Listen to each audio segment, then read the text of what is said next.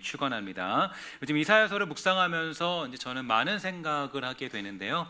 무엇보다도 저에게 다가오는 메시지는 이 빠른 해결보다 바른 해결이 더 중요하다라는 생각을 굉장히 많이 하게 됩니다. 남유다나 북이스라엘이 망한 이유가 바로 이 원칙을 지키지 않았기 때문이라 할 수 있을 텐데요. 그들은 위기를 만났고 문제를 만났습니다. 그런데 그 문제를 바르게 해결하지 않았죠. 빠르게 문제를 해결하려 했고 결국 빠름의 문제는 바른 해결을 하지 못하는 꼴이 되고 말았다는 사실이겠죠. 요즘 한국교회가 위기다라는 그런 이야기를 굉장히 많이 합니다. 하도 이런 말들을 많이 해서 목회자들뿐만 아니라 이제 많은 성도들도 한국교회가 위기다라는 것을 잘 알고 있죠. 그러면 이 위기를 과연 우리는 어떤 식으로 극복할 필요가 있을까요? 무엇보다 교회가 살아갈 길은 빠르게 성장하기보다는 바르게 성장하는 교회가 되는 것이 필요하다고 생각을 하는데요. 더군다나 지금은 이 빨리빨리 문화가 통하는 그런 시대가 아니겠죠. 교회 문만 열면 사람들이 몰려오는 시대는 이제 지났습니다. 그러니까 여러분 아다시피 이전에는 교회 문만 열면 많은 사람들이 와서 뭐 밥도 먹고 간식도 가져가고 선물도 좋아하고 그런 시대였지만 지금은 오히려 그런 시대가 아닙니다. 그래서 요즘에는 이제 사람들이 교회를 등록하더라도 이 한 번에 등록하는 경우는 거의 없고요. 등록하더라도 뭐 어느 경우는 뭐 몇 달 동안 교회를 다니다가 등록하거나 아니면 또 이제 뭐 몇 주 정도 지나서 이제 말씀을 다 들어보고 그 다음에 이제 등록하는 경우도 굉장히 많이 있다라는 것이죠. 요즘 시대는 빨리빨리라는 그런 단어가 좀 어울리지 않고 오히려 조금 더 천천히 이제 어떤 그런 적응하려는 모습들이 있게 됩니다. 어쨌든 간에 이제 이 요즘 시대는 교회를 향하여서 오히려 비난하고 돌을 던지는 그런 시대에 살고 있음에도 여전히 빠르게 우리가 주어진 위기를 해결하고자 한다면 그것처럼 어리석은 것은 없겠죠. 한국교회의 위기를 극복하기 위해서는 많은 시간이 좀 필요하다고 생각합니다. 우리에게 시간들이 많이 필요한데 다시 원점으로 원론으로 본질로 돌아갈 필요가 있다라는 것이죠. 특히 역사의 어두운 시간을 보냈던 그런 시기의 특징이 있다면 이 말씀이 더 이상 들리지 않았던 그런 시기였다라는 공통점을 가지고 있어요. 신구약 중간기는 물론이고 종교개혁이 일어나기 전에 중세시대도 마찬가지였죠. 설교가 더 이상 설교로서의 역할을 하지 못했고 말씀이 바르게 선포되지 않으니까 교회는 외적인 성장에 몰두하고 말았습니다. 그러니까 교회에 문제가 생기고 망하는 자리에 가고 말았다는 사실이죠.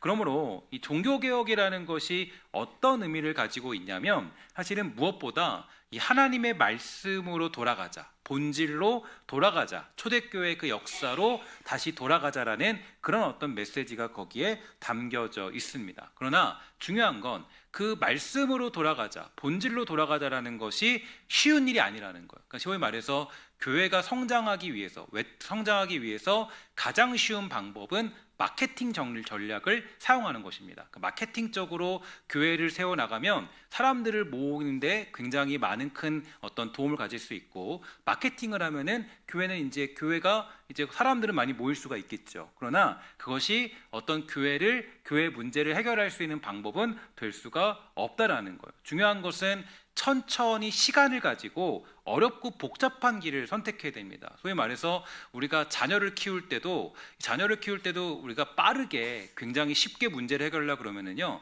이 자녀가 어긋나게 되잖아요. 잘못되잖아요. 그러니까 중요한 건 이제 조금 천천히 시간을 두고 또 그렇게 또 자녀를 키워야 되는 것처럼 교회라는 것도 다시 원론으로, 그러니까 본질로 돌아가기 위해서는 굉장히 많은 시간과 기다림과 인내가 필요하다는 것이죠. 천천히 시간을 가지고 어렵고 조금 복잡한 길을 선택해야 가는 것이죠. 신앙생활은 그래서 쉽게 하면 안 되고 조금은 어렵게 하셔야 돼요. 조금은 어렵게, 조금 복잡하게, 조금은 내가 좀 어떤 정말 희생도 있고 각오도 있고 결단도 있고 하는 그런 순간들을 굉장히 많이 보낼 필요가 있다는 것이죠. 그래야 그 어느 날 어느 때에 진정한 회복이 일어날 수 있게 되는 것이에요. 특히 오늘 우리가 만나는 본문의 내용의 가장 큰 핵심은 이제 바로 이스라엘 백성들이 주어진 문제를 바르게 해결하지 않고 빠르게 해결하고자 했다는 데 있습니다. 그러니까 북이스라엘은 이미 아수르에 의해서 멸망을 당했고 이제 아수르의 위협은 남유다를 향해서 다가오고 있는 현실이었죠. 문제는 이 아수르가 강하다라는 사실이 아니라 바로 아수르라는 문제 앞에서 남유다가 택한 방법이 무엇이냐라는 질문을 던져보아야만 합니다. 그들은 주어진 문제를 바르게 풀 생각을 하지 않았고요, 빠르게 해결하려고만 했어요. 그러니까 하나님께 묻지 않았다, 하나님의 말씀을 듣지 않았다, 계속적으로 반복되고 있는데, 먼저 우리가 앞서 봤던 이사야 30장 2절을 보면 그 내용이 정확하게 등장하고 있죠. 그들이 바로의 세력 안에서 스스로 강하려 하며 애굽의 그늘에 피하려 하여 애굽으로 내려갔을 때 나의 입에 묻지 아니하였도다, 이렇게 정의하고 있는데요. 중요한 거는 하나님께 묻는 원칙을 깨트린 것입니다. 애굽을 의지했던 것이 문제가 아니라 하나님께 묻지 않는 거예요. 사업을 해도 하나님께 묻지 않고, 어떤 일들을 결정해도 묻지 않고, 자녀를 키울 때도 하나님께 묻지 않는 거예요. 그러니까 이게 물으면 일단 귀찮아지거든요, 힘들어지거든요, 어렵거든요. 그러니까 좀 더 빠르게 그냥 눈에 보이는 걸로 그 위기의 문제들을 해결하려고 하는 것입니다. 하나님께 묻지도 않고 그냥 애굽에게 도움을 청하게 되니까 결국 그것은 남유다가 망하는 지름길이 되고 말았습니다. 당장 보면 애국과 손을 잡으면 살 수 있을 것이다 라고 생각했지만, 정치적으로 보면 충분히 이해할 판단이에요. 그러나 31장 1절에 보면 하나님은 이렇게 가르쳐주고 계십니다.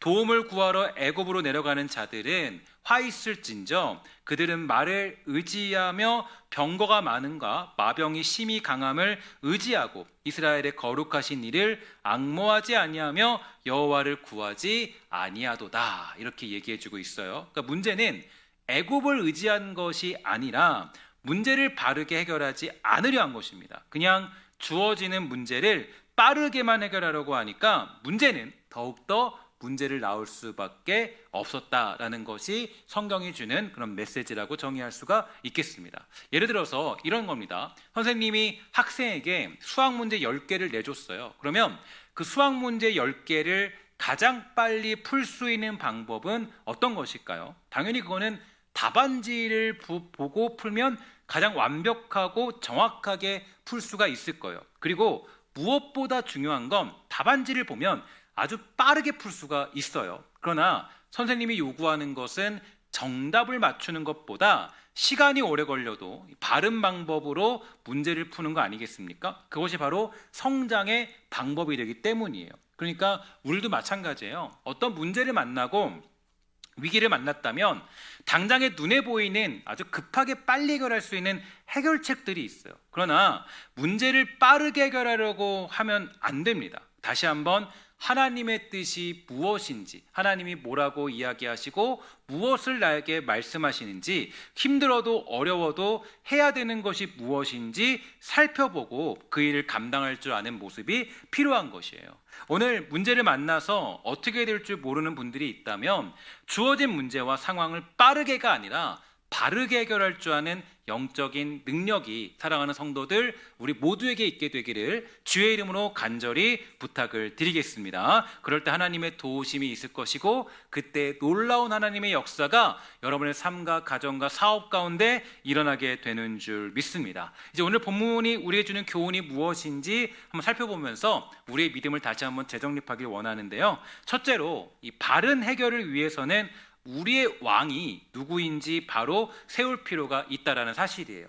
오늘 본문 여러분들이 1절을 보게 되면 보라 장차 한 왕이 공의로 통치할 것이다, 방백들이 정의로 다스릴 것이다 라고 말씀하고 있습니다. 참 재밌는 것은요, 지금 남유다가 바라보고 있는 것은 애굽이었어요. 아수르가 쳐들어오게 되니까 어디에 강한 군대가 있는가, 어디에 많은 병거가 있는가, 누구와 손을 잡아야 이 문제를 해결할 수 있는가만 생각하고 있는 그들의 모습들을 살펴볼 수가 있게 되죠. 그런데 하나님께서는 그러한 남유다를 향하여서 전혀 다른 곳을 바라보게 하십니다. 뭐라 그러냐면 보라 한 왕이 공의로 통치할 것이다, 이렇게 얘기하는데요. 다시 말하면 하나님께서 주시는 해결의 시작은 더 강한 병거를 찾는 데 있는 것이 아니라 누가 우리의 왕인가를 바로 세우는 데 있다라는 사실이겠죠.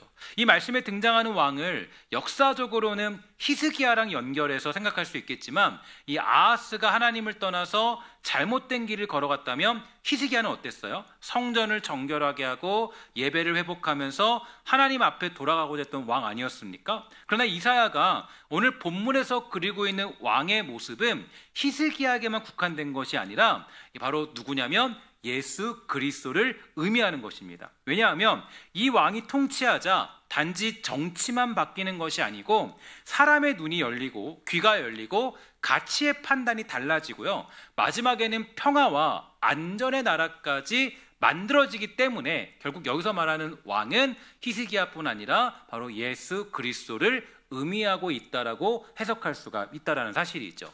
결국에 이사야가 바라보는 왕은 우리를 궁극적으로 예수 그리스도에게까지 인도하게 되는데요. 근데 독특한 것은 2절에 보면 이 왕의 통치 아래에 있게 되면 어떠한 일이 일어나는가? 그러니까 우리가 그냥 어떤 문제를 위기를 그냥 내 마음대로 극복할 때는 정말 혼란이 찾아오지만 이 정말 진정한 왕을 나의 주인으로 모시고 그 왕의 통치 아래에 있게 되면 어떠한 일이 일어나는가 보면 이렇게 얘기하고 있습니다. 함께 2절 말씀 읽도록 하겠습니다. 시작. 또 그 사람은 피하는 곳, 포구를 가리는 곳 같을 것이며 마른 땅에 냇물 같을 것이며 곤비한 땅에 큰 바위 그늘 같으리니. 아멘.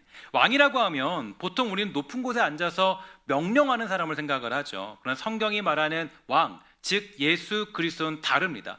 광풍을 만난 사람에게 피난처가 되어주고요, 폭우를 맞는 사람에게 가릴 곳이 되어주고 메마른 땅에서는 물이 되어주면서 곤비한 사람에게는 그늘이 되어준다라는 거예요. 세상의 왕은 백성을 이용해서 자신을 보호하려고 하지만 하나님이 세우시는 왕은 자신을 내어주어서 백성을 보호합니다. 이것이 결국에 예수님의 모습이겠죠. 예수님은 우리를 다스리시는 왕이지만 우리 위에서 군림하기 위해서 오신 것이 아니라 우리를 살리기 위해서 이 땅에 찾아오신 우리 주님이 되시는 줄 믿습니다. 결국에 십자가에서도 백성의 피를 흘려서 자신의 왕권을 지킨 것이 아니라 자기 피를 흘려서 백성을 살리신 분이 우리 주님이시죠. 그러므로 여러분과 제가 어떤 문제를 바르게 해결한다는 것은 단순히 방법 하나를 바꾸는 문제가 아니에요. 뭐냐면 먼저 나의 삶을 누가 다스리는가를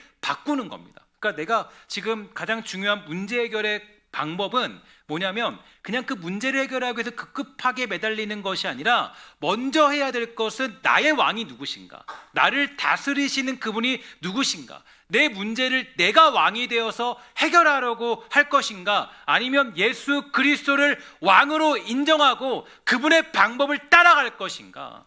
우리는 보통 살아갈 때 입으로는 예수님을 왕이라고 고백하지만 정작 중요한 결정을 할 때는 내가 왕이 될 때가 얼마나 많이 있는지 모르겠어요. 내 돈은 내가 사용해야 되고, 내가 결정해야 되고, 내 자녀는 내가 원하는 방향으로 움직여야 되고, 내 미래나 계획과 관계도 하나님께 묻기보다는 내 방식대로 해결하려고 하는 경우가 얼마나 많이 있습니까? 하나님께 묻지도 않고 하나님께 의뢰하지 않고 내 방식대로 내 마음대로 내 뜻대로 결정해놓고 내 마음대로 계획하며 내 뜻대로 그 문제를 해결하려고 하는 그 모습들, 하나님께 묻지도 않고 그냥 더 빨리 쉽게 해결할 수 있는 방법부터 찾는 모습들이 우리에게 있다라는 거예요. 그러나 여러분, 믿음은 뭐예요? 믿는다는 건 뭘 믿는다는 거예요? 여러분들이 뭘 믿고 있어요? 물론 예수 그리스도가 나의 구원자이십니다라는 것을 믿는 건 당연히 우리에게 주신 성령의 축복입니다. 하나님이 나에게 주시는 전적인 은혜의 축복이죠. 근데 그러면 살아가면서 여러분들이 믿는다고 했을 때, 내가 주님 믿습니다라고 했을 때 그 믿음은 어떤 것입니까? 하나님, 내 뜻대로 이루어질 것이 믿어요라는 것을 믿는 거예요? 그게 아니죠.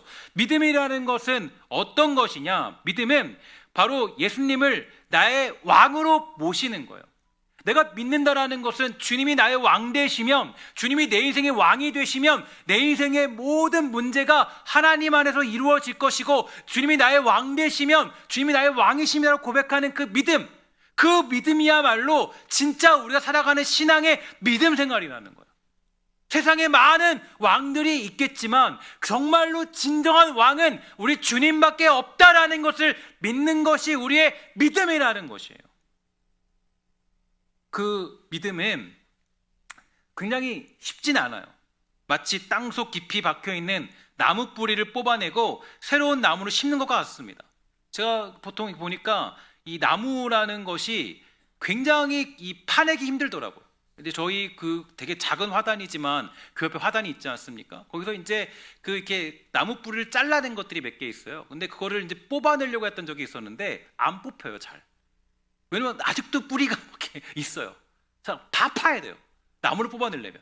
이번에도 제가 그 감나무가 있어서 감에 이제 감이 막 떨어져요. 이제 떨어져가지고 그거 이제 그냥 밖에 떨어지니까 아까우니까 거름이라도 하려고 그걸 다 모아가지고 이제 감나무 아래다가 이렇게 파서 이렇게 넣었어요. 넣으려고 하는데 좀 삽질을 이렇게 딱 하려 그러면요, 삽질을 할 수가 없더라고요. 왜냐하면 뿌리가 아주 완전히 막 쫙쫙쫙쫙 있어요. 그러니까 되게 힘들어요. 그러니까 나무를 뽑으려면 엄청 힘든 거예요. 그러니까 뭐냐면 나무가 땅에 박혀 있으면 얼마나 이게 아주 정말 섬세하게 막 나무가 땅에 박혀 있는지 몰라요. 그러니까 이 나무를 뽑아내려면 힘들어요, 안 힘들어요? 힘들죠. 힘들어요. 그러니까 더군다나 나 자신이라는 나무를 뽑아내고 예수 그리스도라는 주님이 왕되심이라는 나무를 심는 것은요, 정말 만만치 않은 시간과 노력이 필요한 겁니다. 물론 우리 주님께서 우리의 모든 것들을 뽑아내시고 새롭게 우리의 길을 다시 개간하시는 것은 맞지만, 그러나 우리가 그 역할들을 감당하는 모습들, 믿음의 모습들, 다시 그것을 뿌리내리게 하는 것은 만만치 않은 시간과 노력이 필요하다는 거예요.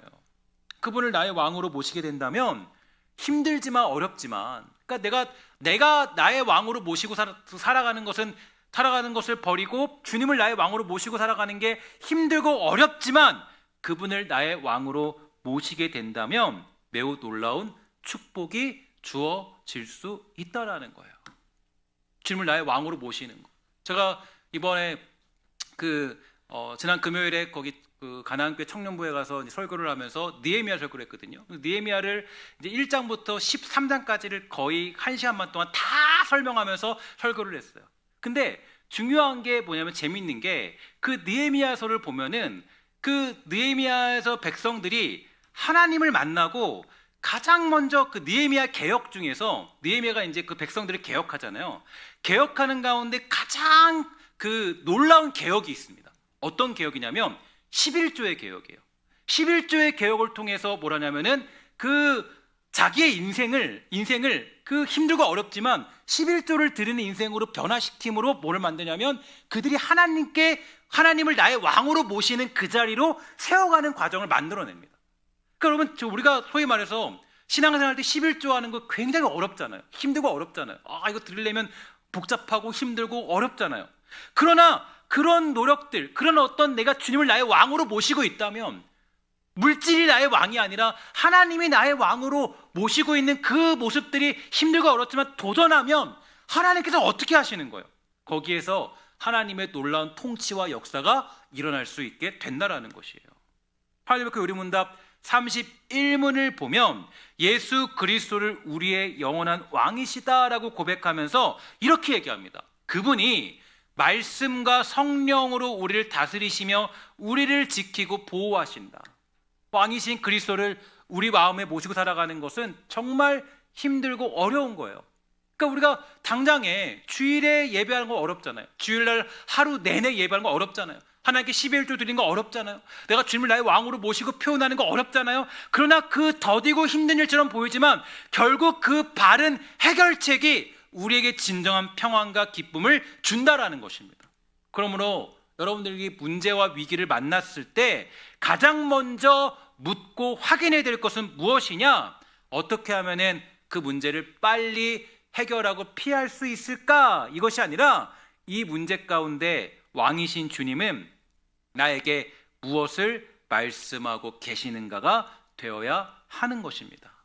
그리고 이 더딘 질문의 싸움은 놀라운 변화를 일으키게 되는데요. 3절과 4절 우리 함께 다 같이 읽도록 할게요. 시작. 보는 자의 눈이 감기지 아니할 것이요 듣는 자가 귀를 기울일 것이며 조급한 자의 마음이 지식을 깨닫고 어눌한 자의 혀가 민첩하여 말을 분명히 할 것이라. 아멘.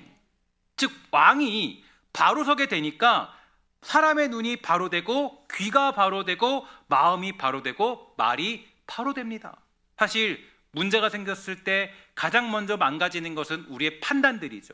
두려움이 커지면 보아야 될 것을 보지 못하고 들어야 될 것을 듣지 못합니다. 그래서 잘못된 선택을 하게 돼요. 남녀도 그랬어요. 아수르가 너무 크게 보이니까 하나님이 보이지 않아요. 애굽의 병거가 너무 강해 보이니까 하나님의 말씀은 들리지 않았습니다. 그런데 왕이신 하나님을 다시 바라보면 눈이 열리고 귀가 열리게 된다라고 성경은 얘기해주고 있다라는 거예요. 5절부터는 더 재밌는 변화가 있죠. 어리석은 자를 다시 존귀하다고 부르지 아니하겠고 우둔한 자를 다시 존귀한 자라 말하지 아니할 것이다. 하나님의 왕권이 바로 서게 되면 세상이 사람을 평가하는 기준까지 바로 잡힙니다. 돈이 많다고 무조건 존귀한 사람이 되는 게 아니에요. 지위가 높다고 존귀한 사람이 아닙니다. 힘이 있다고 존귀한 사람이 되는 게 아니에요. 6절과 7절을 보면 어리석은 사람은 하나님을 거스르고 굶주린 자를 외면하고 목마른 자에게 마실 걸 주지 않고 가난한 자를 거짓말로 망하게 하는 사람이에요. 반대로 8절을 보면 존귀한 자는 존귀한 일을 계획하나니 그는 항상 존귀한 일에 서게 될 것이다. 여러분 모두가 우리 주님을 나의 왕으로 모심으로 존귀한 자의 자리에 있게 되기를 주의 이름으로 간절히 축원합니다. 결국 우리의 왕이 바뀌면요 모든 게 바뀌는 거예요. 세상의 왕을 그 왕을 모시고 살아가면 결국에는 그 인생은 존귀한 자의 인생을 살아갈 수 없고 탐욕과 악독이 가득한 인생을 살아갈 수밖에 없지만 우리 주님 정의의 왕이자 공의의 왕이신 주님을 나의 왕으로 모시고 살아가면 세상과 정반대되이 살아가서 힘들고 어렵겠지만 그 길 가운데 진정한 평강과 기쁨을 누릴 수 있게 된다라는 것이죠. 결국 우리의 왕이 바뀌면 우리의 심령에 우리의 인생에 왕이 바뀌면 모든 기준이 다 바뀔 수 있게 되더라는 거예요. 오늘 여러분에게 묻습니다. 정말 여러분의 주인이 우리의 주님이 되십니까? 아멘이십니까? 여러분의 주인이 우리의 주인 되시기를 주의 이름으로 간절히 부탁을 드리겠습니다. 근데 중요한 건요, 내가 이렇게 주님을 나의 왕으로 고백한다 할지라도 뭐가 없냐면 결단과 변화가 없다는 거예요. 제가 그 1년에 한 번씩 저희 집에는 이제 저희 그 첫째 딸을 맡은 담임 선생님이 가정 방문을 하세요. 근데 그렇게 날짜가 정해지면 한 가지 저희들에게는 해야 될 일이 있어요. 뭐냐면 바로 제 아내와 제가 한 달 동안 청소를 합니다. 한 달 전에 이제 미리 받으면 한 달 동안 청소를 해야 돼요. 왜냐하면 담임 선생님이 오시기 때문에 한 달을 청소해야 돼요. 그러니까 제가 그래서 여러분들에게 이제 예전에는 제가 좀 가정에 방문해서 신방하고 싶어라고 얘기 많이 했는데 요즘은 잘 안 해요. 왜 안 하냐면 이제 여러분들 힘들다는 걸 알았기 때문에 잘 안 해요. 그래서 보면 이 가정에 가면 얼마나 부담스럽겠어요, 그렇죠? 근데 어쨌든 간에 한 달을 청소를 해요. 한 달 동안. 근데 그때가 아마 대청소를 가장 많이 하는 날인 것 같아요. 근데 한 3월 달은 거의 청소만 하다가 이제 집안 생활을 마치는 것 같은데 선생님이 방문해도 깨끗이 집을 정리하죠. 그런데 우리 주님이 나의 왕이라고 고백을 해요. 주님 나의 왕이십니다. 나의 왕이세요. 그럼 여러분 그 주님을 나의 왕으로 모시고 버려야 될 게 얼마나 많이 있어요. 주님을 나의 왕으로 모셨다면 내가 결단해야 될 게 얼마나 많이 있겠어요. 근데 중요한 건 우리가 주님을 나의 왕으로 모신다라고 말은 하는데 실제로 주님을 아주 더러운 방에 초청할 때가 많이 있어요. 주님을 나의 왕으로 모신다고 얘기하는데 선생님 맞이할 때도 그렇게 깨끗하게, 아니 목사가 가도 깨끗하게, 아니 손님이 와도 깨끗하게 정리하는 그 모든 모습을 버리고 주님을 나의 왕으로 모신다고 고백하면서도 여전히 더러운 생활을 청산하지 않고 여전히 믿음과 멀어진 그 모습을 청산하지 않고 살아가고 있다면 잘못된 이야기죠. 주님이 나의 왕으로 모시고 있다면, 주님이 나의 왕이라고 고백한다면, 우리의 인생 가운데 주님이 나의 왕이라는 사실을 고백하는 그 자리, 그 모습을 우리의 삶 가운데 다시 한번 깨끗이 하고 정리하고 살아갈 필요가 있는 거 아니에요? 오늘 주님을 왕으로 모신다는 것을 말로만 해서는 안 된다는 거예요. 오늘 우리 삶 가운데 주님을 나의 왕으로 모신다는 것을 말로만 하는 것이 아니라 결단하고 행동할 줄 아는 우리 모두가 되시기를 주의 이름으로 간절히 부탁을 드리겠습니다. 다시 한번 기억하십시오. 믿음 생활은 빠른 길을 선택하는 능력이 아니에요. 바른 길을 끝까지 걸어가는 능력입니다. 그러니까 요즘에 제가 이제 주일 저녁마다 소요리 문답을 여러분들에게 강의하고 있잖아요. 그러니까 오랜만에 소요리 문답 강의를 준비하면서 저는 되게 오랜만에 또 머리를 돌려야 되니까 힘들고 복잡하고 어려운 건 맞아요. 근데 제가 곰곰이 생각을 다시 해봤어요. 뭐냐면 사실 소요리 문답은 언제 배웠냐면 그 작성되었을 때 주일학교 애들이 배우던 거예요. 주일학교 애들이 그거를 그냥 읽고 문답하면서 배웠던 거예요. 다 이해하고 내용이 주어지면 다 이해했어요. 다 이해하고 받아들였던 거예요. 근데 이제는 소요리 문답을 배우면 교리 좀 함께 배우죠. 그러면 그때부터 복잡해집니다. 머리가 갑자기 어지러워지고 힘들어지고 이게 도대체 무슨 용어지? 섭리에 관한 이야기, 섭리 무슨 얘기일까요? 작정 어떤 얘기죠? 계획이 뭐죠? 예정이 뭐죠? 복잡해져요. 왜냐면요, 한국 교회가 아쉽게도 그런 것들을 가르치는 것을 소홀했기 때문이에요. 그러니까 어디에 집중해요? 집중하는 게 자꾸 외적 성장에 집중해요. 사람들 모이는 것에만 급급해요. 교회를 크게 늘리는 것만 급급해요. 제가 감사하게도 우리 교회 보면 제가 한 약 7년 동안 이제 말씀 묵상을 가르쳤잖아요. 가르치는데 사실 말씀 묵상 가르쳐도요, 지금도 힘들다 어렵다 하는 사람들 많이 있어요. 그러니까 왜냐하면 이유는 뭐냐면 살아오면서 말씀 묵상을 깊이 하는 법들을 배운 적이 없거든요. 깊이 하면서 배운 적이 없어요. 하나님 말씀을 깊이 묵상하면서 하나님이 누구신가에 대해서 찾아보는 훈련들을 해본 적이 없어요. 그러니까 말씀 묵상이 아직도 어려워요. 그러나 다행히도 우리는 그 천천히 그 길을 걸어가는 것들을 매일매일 반복하고 있긴 합니다. 그러니까 사실 우리가 이 신앙생활을 한다는 건요, 너무 쉽게 가는 게 아니에요. 주님을 나의 왕으로 모시는 건 매일매일의 싸움이고 매일매일의 우리의 삶의 모습들입니다. 어려워도 복잡해도 바른 방법으로 우리의 신앙을 재설계하고 새롭게 만들어야 예수 믿는 게 어떤 건지 그 기쁨이 무엇인지를 알게 되는데, 때로는 우리가 너무 감정에 충만할 때가 많이 있어요. 예전에 제가 그런 기억이 나요. 그 수련회를 갔는데요. 수련회에서 이제 수련회 보면 대부분이 다 이렇게 울면서 기도해야 되잖아요. 젊을 때 보면 울면서 기도해야 되고 다 또 기도해야 돼요. 근데 이 강사 목사님이 갑자기 이제 설교하다가 보는데 애들이 별로 반응이 없는 것 같아요. 기도하는데 별로 반응이 없는 것 같아요. 근데 그분이 이제 갑자기 이러는 거예요. 뭐라고 하면 저희한테 얘기하기를, 갑자기 어머니를 생각해봐라. 갑자기 그러시는 거예요. 갑자기 어머니가 눈물이 막 나잖아요. 어머니가 눈물 나잖아요. 눈물을 이제 짜내기 시작하는 거죠. 눈물을. 그러니까 우리가 복음으로 막 은혜 받아서 눈물을 흘리고 하나님을 말씀을 막 듣고 하는 게 그게 아니라 뭐냐면 그냥 감정적으로 어떤 그런 것들을 조장해내고 만들어내므로 말미암아 그것들이 뭔가 어떤 그런 것들을 만들어내는 그런 상황들, 그게 한국교회에 물들어져 있어요. 물론 때로는 감정의 변화도 필요해요. 극적인 변화가 필요합니다. 왜냐하면 그것을 계기로 뭐 할 수 있냐면 말씀을 사랑하고 더욱 주님 앞에 나아갈 수 있기 때문에. 그러나 그것만이 우리의 신앙의 바른 해결은 아니라는 거예요. 힘들어도 가르치고 기다리고 참아주고 함께 정말로 복잡하더라도 배우고, 그게 신앙생활의 모습이죠. 남유다를 보면요, 정말 그렇게 살지 못했습니다. 그래서 9절부터 보면은 이렇게 얘기해요. 너희 안일한 여인들아, 일어나 내 목소리를 들을지어다. 너희 염려 없는 딸들아, 내 말에 귀를 기울일지어다. 이게 무슨 얘기냐면 이거예요. 그러니까 대충 문제를 해결하다가 살아가다 봐도 문제가 없는 거예요. 그러니까 이제 주님을 왕으로 모신다고 말로 이렇게 하고 살아도, 말로만 하고 살아도 별 문제가 일어나지 않는 거예요. 그러니까 안일한 거죠. 안주한 거죠. 그러니까 뭐냐면 내가 그래도 주님 왕으로 모신다고 그냥 이렇게 말만 해놓고 내가 때로 삶으로 그렇게 살지 않아도 뭐 별 문제가 안 일어나는 거예요. 당장 뭐가 일어나지 않아요. 포도는 아직도 열려 있고 집에는 먹을 것이 있고 성벽도 아직 무너지지 않았어요. 그래서 아무 일도 일어나지 않으니까 그냥 그대로 살아가고 있는 거예요. 그런데 10절에 보면 결국 그러한 잘못된 행동은 어떻게 되냐면 이렇게 됩니다.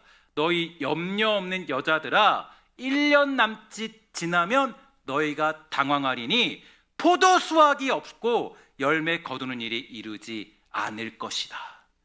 주님을 왕으로 모시고 살아가는 일들, 그게 좀 이렇게 뭐 그렇게 살지 않아도, 주님 말씀 하루 묵상하지 않아도, 예배하지 않아도, 정말 내가 그냥 주일날 주님 예배하지 않아도, 주님 앞에 11조하지 않아도, 예물 드리지 않아도 그냥 하나님이 나를 살게 하시니까 아니란 사람들은 그냥 포도가 있으니까 살아가는 거예요. 아, 괜찮겠지, 아무 문제 없네.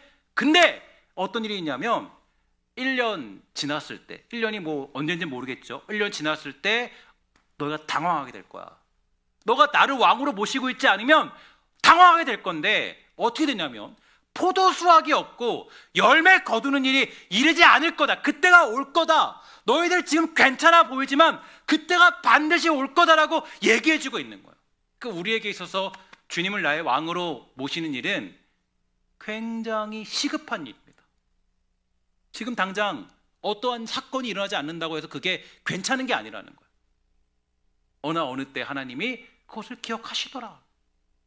오늘 여러분들 빨리 주님을 나의 왕으로 모시며 문제를 바르게 해결할 줄 아는 저와 여러분, 우리 모두가 다 되시기를 주의 이름으로 간절히 축원합니다. 두 번째로 오늘 말씀을 통해 깨달을 수 있는 것은, 바른 해결은 결국은 성령께서 우리를 바르게 만드실 때 이루어진다라는 것을 강조해주고 있죠. 13절과 14절을 보면 이제 남유다가 의지했던 것들이 하나씩 무너지는 모습이 나오는데, 땅에는 가시와 찔레가 나고 즐거워하던 성읍은 황폐해지고 궁전은 버려지고 망대와 성루에는 들짐승이 머물게 될 것이다. 자기들이 안전하다고 생각했던 것들이 하나씩 무너져 내립니다. 그런데 놀랍게도 15절에 이르면 본문의 분위기가 또 한번 바뀌어요. 이렇게 얘기합니다. 마침내 위에서부터, 이게 중요합니다. 위에서부터 영을 우리에게 부어주시는데 광야가 아름다운 밭이 되며 아름다운 밭을 숲으로 여기게 되리라. 가장 중요한 표현은 위에서부터죠. 14절까지만 보면 사람이 할 수 있는 일이 없습니다. 정치, 외교, 인간의 계산 다 실패하죠. 의지했던 풍요도 다 사라져요. 그런데 그때 하나님이 말씀하세요. 위에서부터 영을 부어주겠다. 사람의 방법이 끝난 그 자리에서 하나님의 방법이 시작된다라고 가르쳐주고 있습니다. 특히 15절에 보면 영이라는 말은 원어로 루아우이고 위에서부터라는 말과 함께 루아우 민마롬, 곧 높은 곳으로부터 오는 영이라는 표현인데, 이것은 광야가 스스로 밭이 되는 것이 아니라 성령이 임할 때 그 광야가 밭이 된다라는 걸 우리에게 가르쳐주고 있습니다.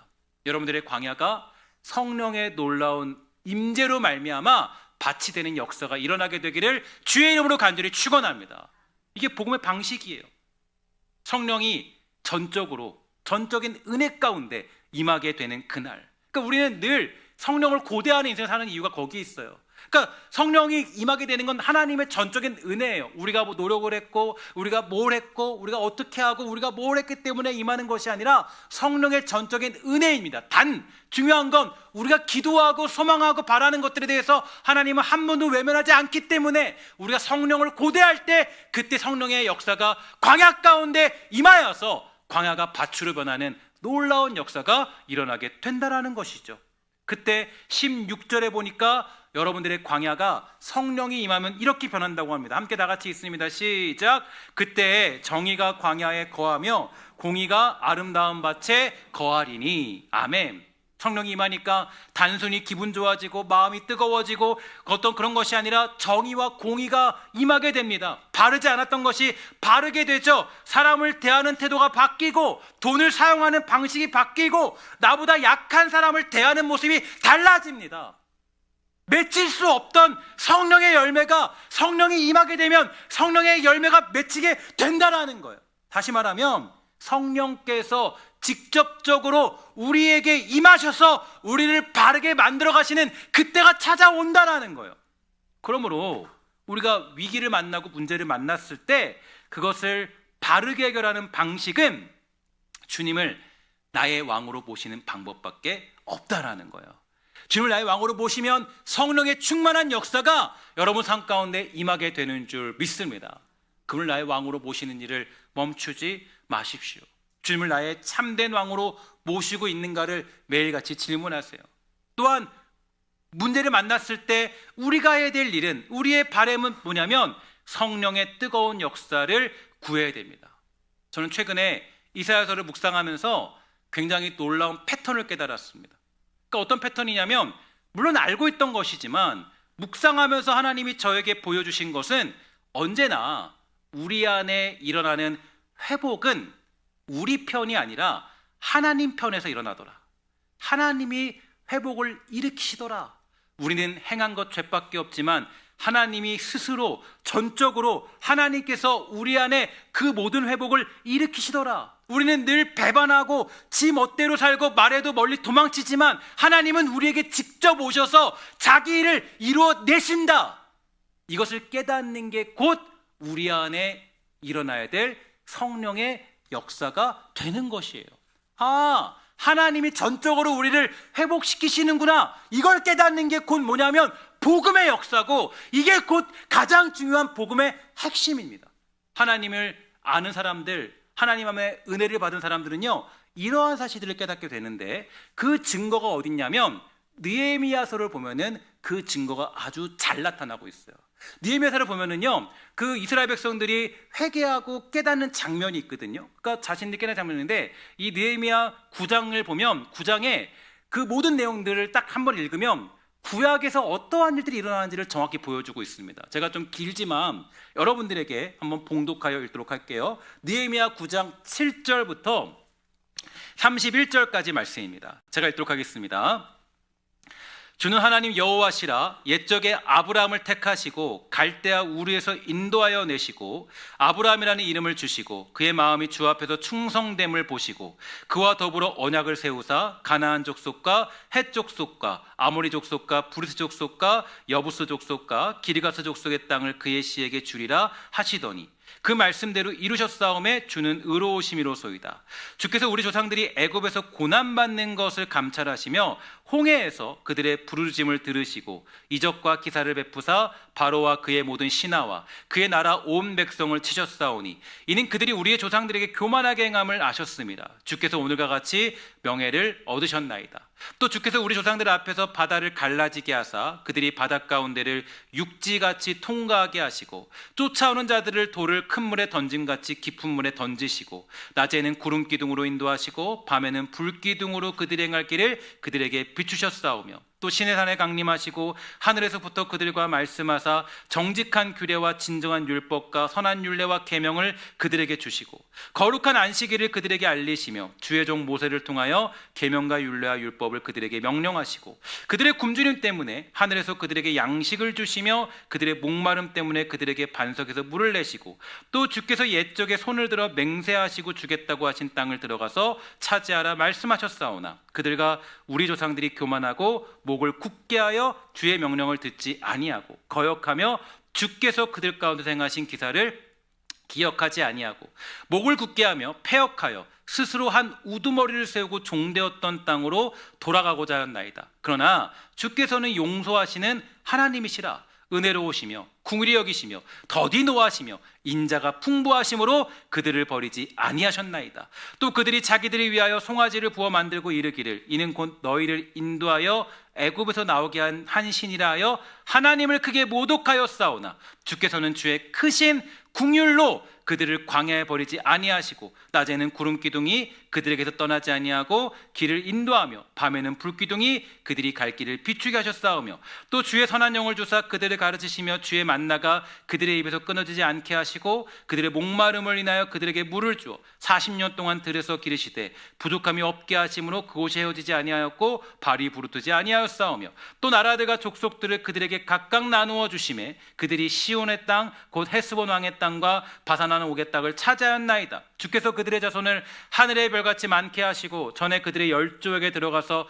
차지하라고 말씀하신 땅으로 인도하여 이르게 하셨으므로 그 자손이 들어가서 땅을 차지하되 주께서 그 땅 가나안 주민들이 그들 앞에 복종하게 하실 때에 가나안 사람들과 그들의 왕들과 본토 여러 족속들을 그들의 손에 넘겨 임의로 행하게 하심에 그들이 견고한 성읍들과 기름진 땅을 점령하고 모든 아름다운 물건이 가득한 집과 파누물과 포도원과 감람원과 허다한 과목을 차지하여 배불리 먹어 살찌고 주의 큰 복을 즐겨 싸우나 그들을 순종하지 아니하고 주를 거역하며 주의 율법을 등지고 주께로 돌아오기를 권면하는 선지자들을 죽여 주를 심히 모독하였나이다. 그러므로 주께서 그들을 대적의 손에 넘기사 그들이 곤고를 당하게 하심에 그들이 환난을 당하여 주께 부르짖을 때에 주께서 하늘에서 들으시고 주의 크신 긍휼로 그들에게 구원자들을 주어 그들을 대적의 손에서 구원하셨거늘 그들이 평강을 얻은 후에 다시 주 앞에서 악을 행함으로 주께서 그들을 원수들의 손에 버려두사 원수들에게 지배를 당하게 하시다가 그들이 돌이켜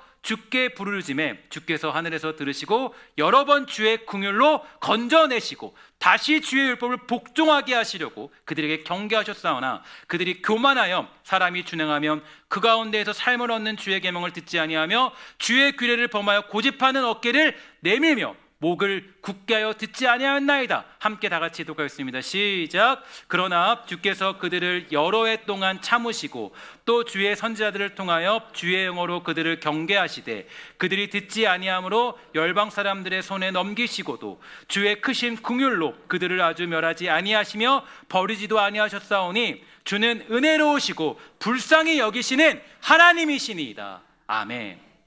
구약 다 본 거예요. 구약 내용 다 본 거예요. 그 구약 내용 이걸로 다 본 겁니다. 구약 읽기 어려우면 느헤미야 말씀 보면 여기 다 나와요. 구약 내용이. 근데 잘 보세요. 우리가 한 게 있나? 우리가 한 게 있나? 우리가 한 건 없어요. 우리가 뭐 했다 없어요. 우리가 열심히 하나님 앞에 뭐 했더니 하나님이 나에게 그때서야 찾아와서 뭐 만나와 메추리알 줬다. 그거 없습니다. 우리가 뭐 했더니 뭐가 주어졌다라가 없어요. 우리는 늘 뭐예요? 늘 선지자를 죽이고 우리는 늘 그들을 죽이며 하나님 말씀을 듣지 않고 우리는 늘 받아먹기만 하고 우리는 감사하지도 않고 도망치며 살았던 인생이에요. 근데 보세요. 반대로 하나님은 어떻게 하세요? 그들을 여러 해 동안 참으시고 그렇죠? 그들을 우리 주는 은혜로우시고 불쌍히 여기시는 하나님이시다. 결국에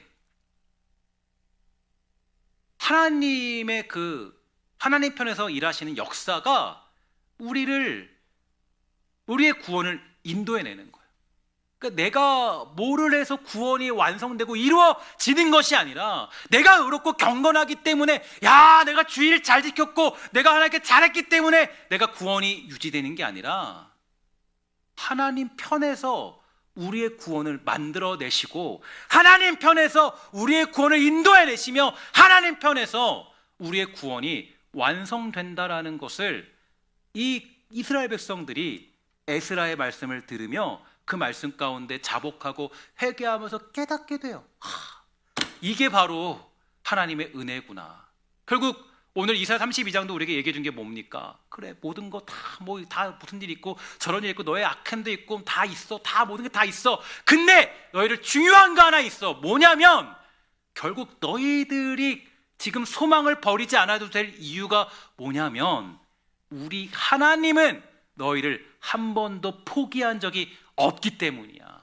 하나님은 한 번도 너희를 그냥 버려둔 적이 없고 너희가 악하다고 해서 너희가 나를 왕으로 모시지 않는다고 해서 그럼에도 불구하고 우리를 버리거나 우리를 멸시하거나 우리를 완전히 떠나보내지 아니하고 긍휼히 여기셔서 언젠가 회복하시는 하나님의 은혜를 그 은혜만이 바로 우리를 구원한다는 것을 고백하고 선포하는 것이 이사야 32장이 주는 메시지라고 정의할 수가 있게 되는 거예요.